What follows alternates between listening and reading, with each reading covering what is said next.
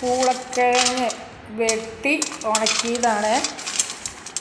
ഇതുകൊണ്ടൊരു സാധനം ഉണ്ടാക്കാം. ഇത് മിക്സിയിൽ അങ്ങോട്ട് പൊടിച്ച് പുട്ടുണ്ടാക്കിയതാണ് കേട്ടോ. അത് ഭയങ്കര രസമാണ് കേട്ടോ അതിൻ്റെ പുട്ട്. ഇതിലൊരു പൊടിയും കൂട്ടരുത്. ഇത് മാത്രം പൊടിച്ചിട്ട് തേങ്ങയും ഇട്ട് ഉണ്ടാക്കുക. എന്നിട്ട് കണ്ടോ നല്ല റബ്ബർ പോലെ തിന്നാൽ ഭയങ്കര ടേസ്റ്റാണ്.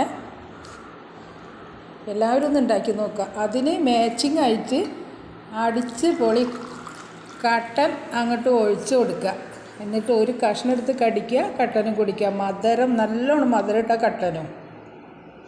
മുറ്റത്തെ ചെപ്പീനടപ്പില്ലെന്ന്, മുറ്റത്തെ മുല്ലയ്ക്ക് മണമില്ലെന്ന്, കാള കിടക്കും കയറോടും. ഉത്തരം അറിയുന്നവർ പറയൂ കേട്ടോ. ഹായ്.